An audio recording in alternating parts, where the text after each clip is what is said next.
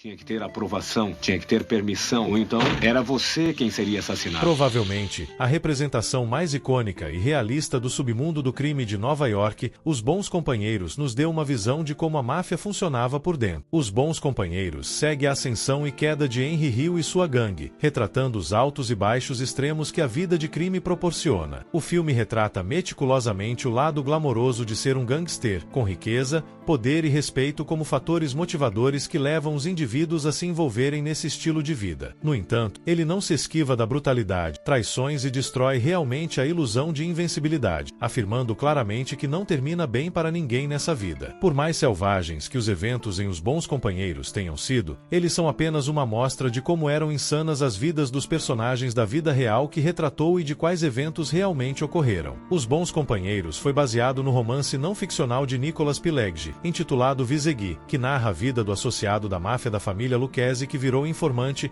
Henry Hill, onde ele detalha sua associação de 30 anos com a máfia e como sua gangue leal, Jimmy D. Gentenburke, Thomas DeSimone e alguns outros. Mais tarde todos se voltam uns contra os outros. Então, no geral, quão real era? Bem, você descobrirá em breve, mas surpreendentemente, quase todas as cenas do filme foram reais. Sim, houve algumas dramatizações, pois é, primeiramente, um filme, mas o que realmente surpreende é o que foi deixado de fora do filme. Brilhantemente interpretado pela lenda Robert De Niro, Jimmy D. Genten Conway, ou na vida real Jimmy Burke, era um associado bem conhecido da família do crime Lucchese, nascido no Bronx, Nova York. Desde jovem, ele foi colocado em um orfanato e depois adotado pela família Burke. Como no filme, ele era respeitado e querido por todos com quem fazia dinheiro, embora não pudesse ser feito na família Lucchese por ser irlandês. Isso não o impediu de construir um nome para si mesmo no submundo do crime por sua pura ferocidade e crueldade. Ele era um mestre do crime especializado em várias atividades criminosas, como assassino de aluguel, empresário, executor da máfia,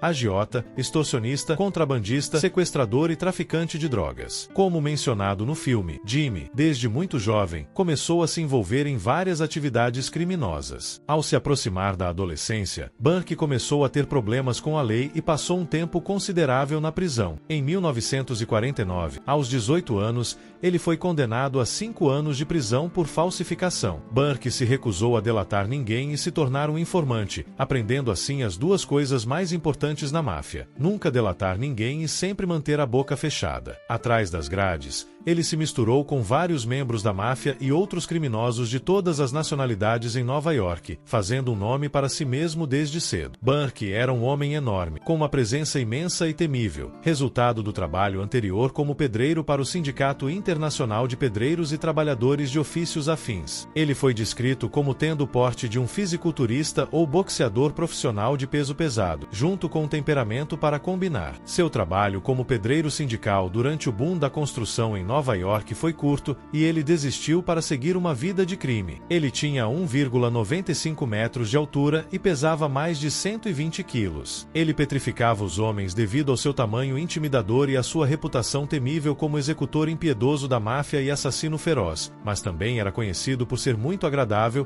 educado e encantador às vezes, embora na maioria das vezes fosse um assassino frio e calculista. No filme, temos uma amostra de sua ferocidade, mas não da extensão em que ele é descrito na vida real. Provavelmente, o personagem mais marcante do filme, interpretado por outra lenda, Joe Pesci, Tommy DeVito, ou na vida real Thomas DeSimone, era tão cruel e insano quanto no filme. DeSimone tinha uma reputação de brutalidade, crueldade e violência. Ele era conhecido como um assassino cruel e amplamente temido por seu uso de violência extrema, conhecido por matar pessoas pelos menores motivos. DeSimone era considerado um psicopata que gostava de matar pessoas. Desde jovem, encantou-se com o mundo da máfia, estando rodeado de parentes, mais notavelmente os chefes da máfia de Los Angeles, Rosário DeSimone e Frank DeSimone. Tommy D., ou Chugan Tommy, era um executor da máfia, matador de aluguel e associado da família do crime Lucchese em Nova York. Como no filme, DeSimone trabalhou sob o capo da máfia Polvario, com Jimmy Burke, e mais tarde foi apresentado a Henry Hill. Ele cometeu o que se acredita ter sido seu primeiro assassinato em 15 de março de 1968, aos 18 anos. Enquanto caminhava pela rua com Hill, DeSimone avistou Howard Goldstein, um estranho aleatório desconhecido de ambos os gangsters. Hill recorda DeSimone se virando para ele e dizendo: "Ei,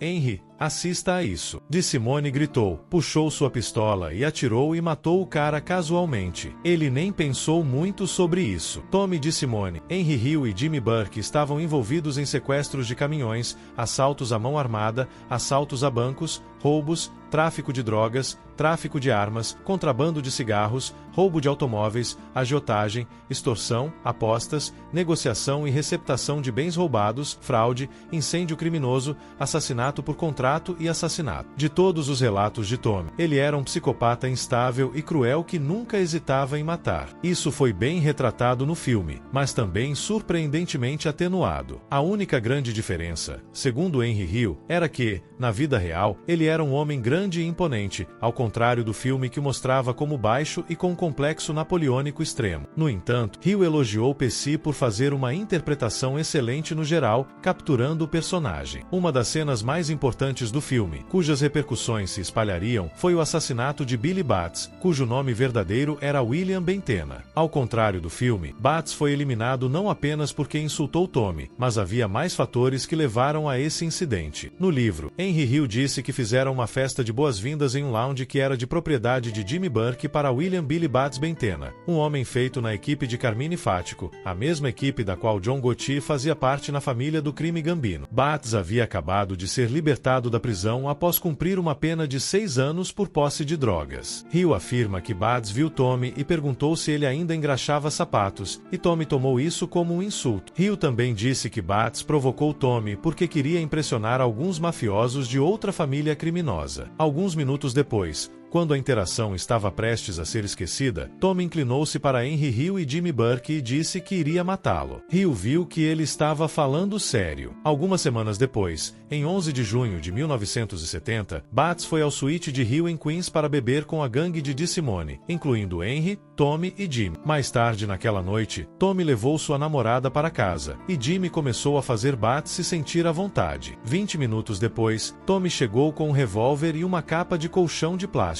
Ele foi até Batts no canto do bar e o atacou. Antes de Batts ser atacado, Jimmy Burke apertou seus braços ao redor de Batts e ele foi espancado com um revólver. Batts estava tão intoxicado por beber pesado que não fez nenhum esforço para se defender. No livro, Hill disse que antes de DeSimone começar a espancar Batts, DeSimone gritou, engraxe esses sapatos. DeSimone matou Batts não apenas porque ele o insultou, mas também porque Burke havia assumido o negócio de agiotagem de Batts enquanto ele estava na prisão. Segundo Hill, Batts vinha reclamando com Joseph Gallo sobre recuperar esse negócio. Não querendo devolver o negócio a Batts, Burke sabia que, mais cedo ou mais tarde, ele teria que ser morto. Após o espancamento, os 3 homens colocaram o corpo no porta-malas do Buick Electra 1970 de Hill e, mais tarde, enquanto os 3 homens estavam dirigindo, descobriram que Batts não estava morto. Depois, precisaram de uma faca e uma pá. Então Tommy recomendou pegar esses itens na casa de sua mãe. Enquanto esperavam entrar e sair de fininho nas primeiras horas da manhã, a senhora DeSimone já havia acordado e os convidou para tomar café da manhã e café com ela. Mais tarde, na viagem, mais perto do destino, Hill disse que já tinha 1 hora de direção e ele continuava ficando irritado com os ruídos no porta-malas e finalmente freou bruscamente e foi investigar. Na versão cinematográfica da morte de Batts, Tommy o esfaqueia 8 vezes e Jimmy atira em Bentena 4 vezes. Na época do assassinato, em 1970, Bentena tinha 49 anos e era um homem feito respeitado e temido na família do crime Gambino, além de amigo pessoal do chefe dos Gambino, John Gotti. Matar um homem feito sem o consentimento oficial da liderança de sua família era uma ofensa imperdoável no código da máfia, especialmente por uma família rival e um mero associado como DeSimone, e foi esse assassinato, depois que a equipe de Gotti definitivamente vinculou DeSimone ao assassinato, que levou ao próprio assassinato de DeSimone como retaliação. Por mais preciso que o filme tenha sido, há algumas diferenças notáveis, sendo a maior delas que o verdadeiro Henry queria sair várias vezes ao longo de sua vida. Embora Henry sempre quisesse ser um gangster, ele tentou deixar isso para trás várias vezes ao longo de sua vida. Ele até se alistou na Força Aérea em 1960 como uma forma de escapar, mas seus maus hábitos que ele pegou nas ruas acabaram jogando de volta nisso. Ele tentou se legitimar comprando um clube chamado The Switch, que, como você deve ter adivinhado, não funcionou. A decisão de Henry de entregar Jimmy e Pauli faz muito mais sentido quando se olha para como ele realmente se sentia na maior parte do tempo, pois ele sabia muito bem o quão psicóticos eles realmente eram.